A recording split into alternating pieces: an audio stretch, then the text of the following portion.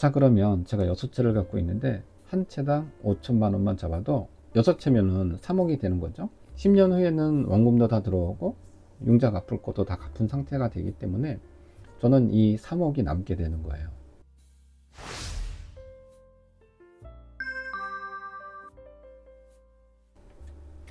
안녕하세요, 투자맨입니다.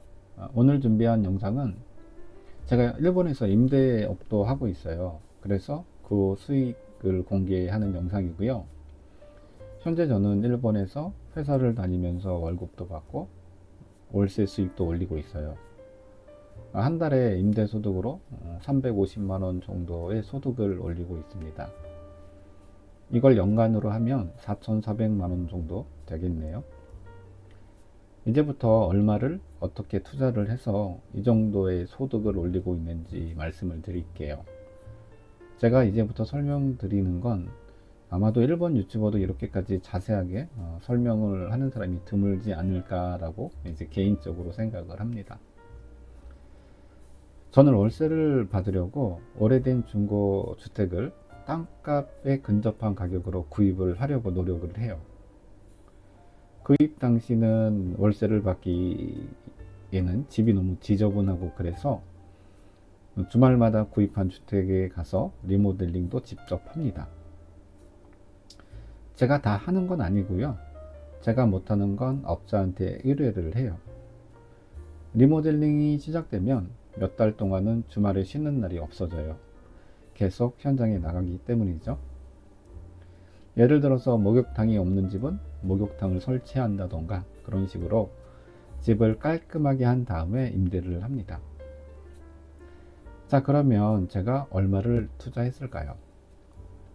제가 나중에 정리를 따로 한번 해드리겠지만 요약을 한다면 투자용으로만 현재 오사카에 6채를 보유하고 있고 제 돈은 2억 4천만 원 정도가 들었습니다. 이게 많다고 생각하시는 분도 계실 거고 아니라고 생각하는 분도 계실 텐데요. 이건 결혼을 하려고 10년 이상 모은 돈이에요. 저한테는. 결혼은 간신히 40 전에 하긴 했는데 20대 후반에 일본에 와서 40대까지 10년 이상 저희 청춘과 맞바꾼 보상이죠.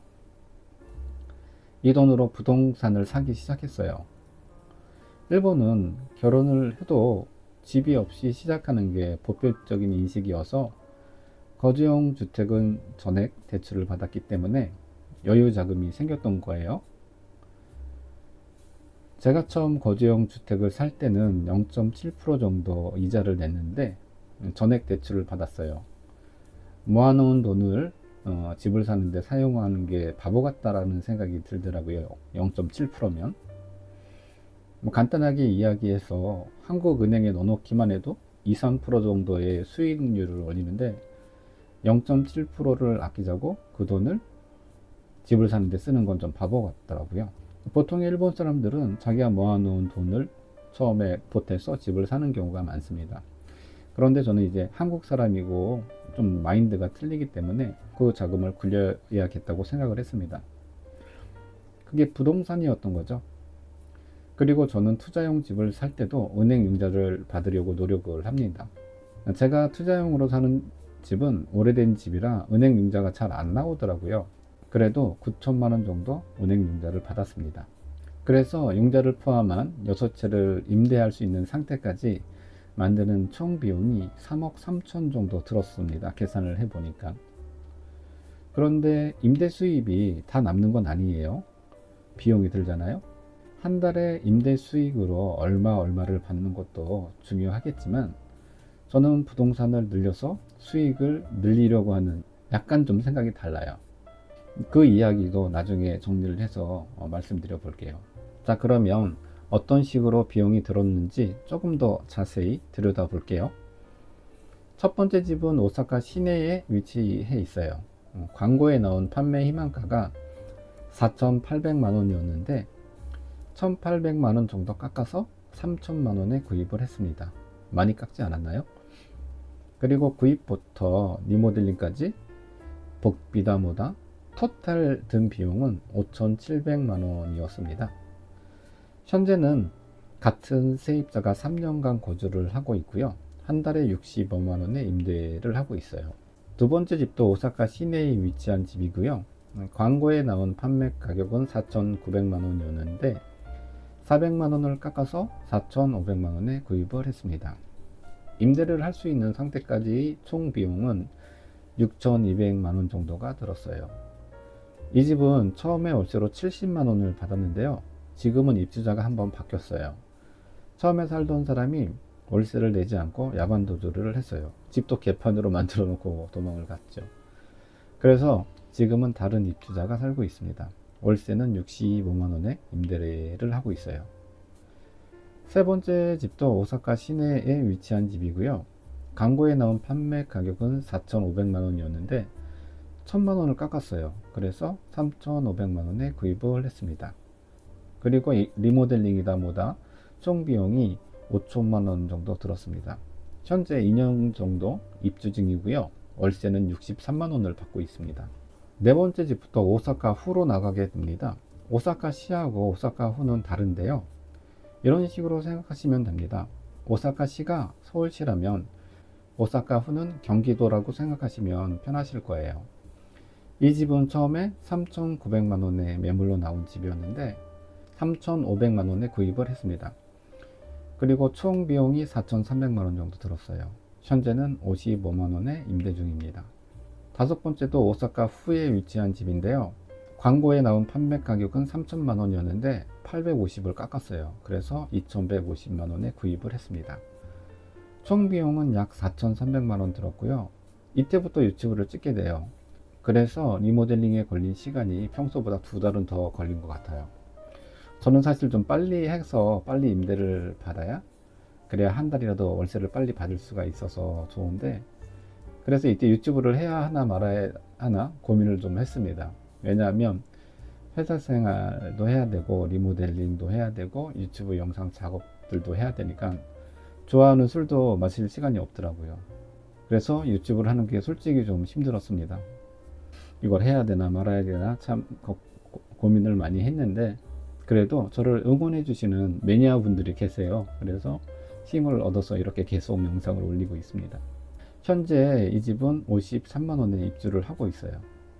그리고 마지막인데요. 여섯 번째 집도 오사카 후에 위치한 집입니다. 광고에 나온 판매 가격은 6,800만 원이었는데 800만 원을 깎아서 6천만 원에 구입을 했어요. 아직 입주자가 결정되지 않은 상태이고요. 처음에는 71만 원에 모집을 했는데 현재는 조금 깎아서 모집 중이에요. 68만 원에 모집 중입니다. 처음에는 금방 입주가 결정될 줄 알았는데 아직도 결정이 안 났어요. 제 예감이 빗나간 거죠. 항상 예감이 맞을 수는 없죠. 지금까지가 제가 갖고 있는 물건들을 간단하게 설명을 드렸고요. 그러면 이제 구입 비용을 한번 보시죠. 첫 번째 집은 총 비용이 5,700 정도 들었고, 두 번째 집은 6,200, 세 번째 집은 5,000, 네 번째 집은 4,300, 다섯 번째 집도 4,300, 여섯 번째 집이 7,200 정도 들었어요. 총 구입 비용은 3억 2,700만 원 정도가 되네요. 거기에다 제가 융자를 어떻게 받았냐면 두 번째 집, 네 번째 집, 여섯 번째 집 해서 9천만 원 정도 융자를 받았습니다. 그래서 실제로 제가 든 자비용이 2억 3,700만 원 정도가 됩니다. 그러면 월세 수입을 한번 정리를 해 드릴게요.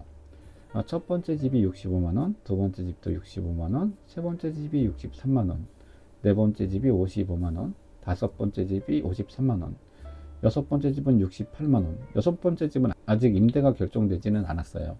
그래도 65만 원에서 68만 원은 받을 수 있지 않을까라는 생각이 들어서 예상 가격을 적어 놓았습니다. 그래서 매달 369만 원 정도 월세 수익이 날 것 같아요. 여섯 번째 집이 아직 결정이 안 나서 이거는 조금 변동될 수는 있는데 거의 이 정도 수익을 올릴 수 있을 것 같습니다. 이거를 1년으로 계산을 하면 4,428만 원 정도가 됩니다. 근데 이게 다 남는 게 아니잖아요. 그러면 지출을 한번 보시죠. 원금하고 이자를 갚아야 되잖아요. 그게 1년에 1,080만 원 정도 들고요. 고정자산세, 재산세가 들어요. 여섯 채 합해서 180만 원 정도 듭니다. 집이 오래돼서 재산세가 그렇게 높지가 않아요. 그리고 지진 화재보험을 들어놨어요. 일본 지진 온다는데 좀 걱정이긴 한데 이렇게 대비를 해야 할 것 같아요. 그게 1년에 180만 원 정도 듭니다. 여섯 채. 그런데 이거는 옵션에 따라서 가격이 천차만별이어서 그 보상 금액을 낮게 해가지고 1년에 나가는 돈을 좀 적게 했습니다. 그리고 예비비로 1년에 240만 원을 빼놨어요. 수리 같은 게 발생할지 모르니까 이 정도 빼놓고 있습니다. 야반 노즐을 한 친구가 있어서 그때 예비비를 좀 썼습니다. 그래서 지출합계를 보면은 1680만 원이 됩니다. 그래서 월간 순이익을 이제 계산을 해보면 229만 원 정도 됩니다. 연간 2750만 원 정도 순이익을 올리고 있고요. 제가 투자한 금액 대비로 하면 12% 정도의 순이익을 올리고 있습니다.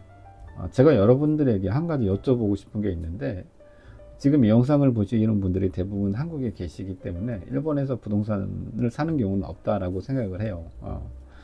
그렇지만 제가 혹시라도 나중에 부동산 통역 알바를 해도 될 것 같다라는 생각이 좀 들었습니다. 지금 보시는 것처럼 그래도 좀 깎은 것 같아요.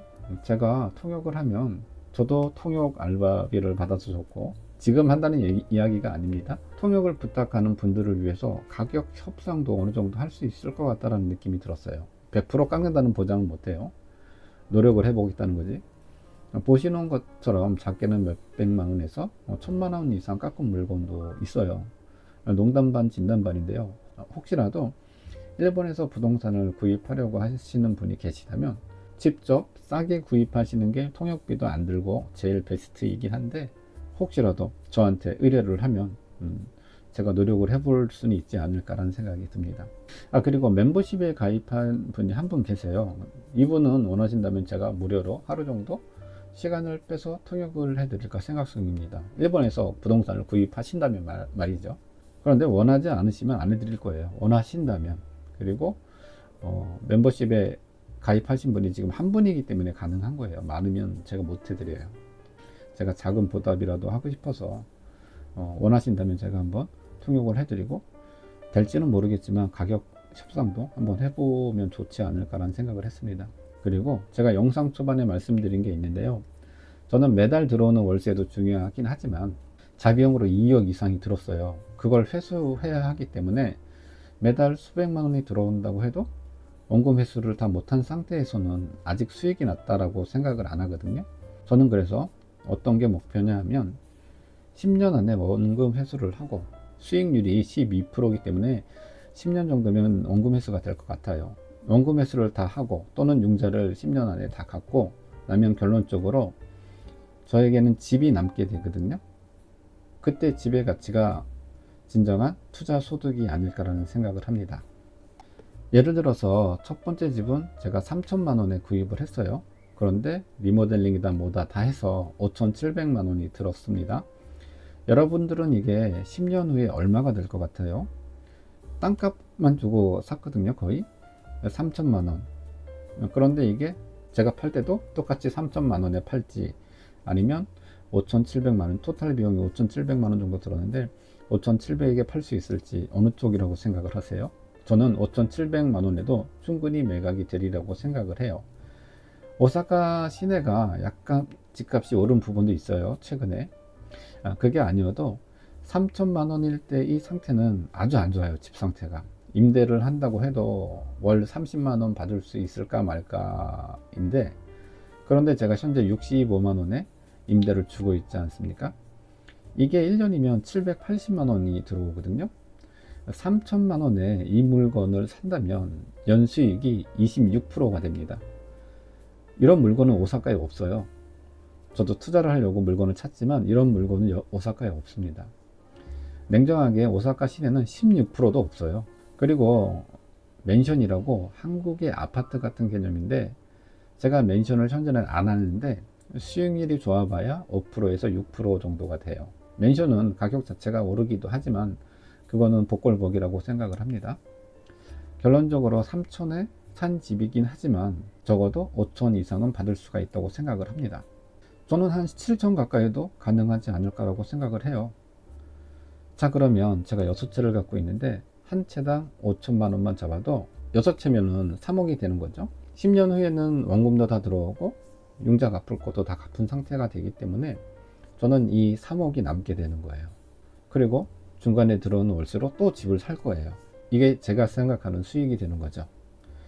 이 영상을 보면서 쉽게 보이는 분들도 계실지 모르겠지만 부동산 투자라는 게 리스크가 있죠. 제가 첫 집을 사기 전에 5년 정도 관련 공부도 하고 유튜브도 찾아봤습니다. 제가 본 책만 이만큼이 돼요. 하나하나 사전 찾아가면서 봤던 기억이 있는데 일본이 종신고용이라고 하지만, 그리고 연금이 나온다고는 하지만 그것만 믿고 살 수는 없잖아요. 이제 그런 시대가 아니잖아요. 그래서 다른 수익을 올려야겠다 라는 생각에 부동산 공부를 시작한 다음에 부동산 투자를 하게 된 겁니다.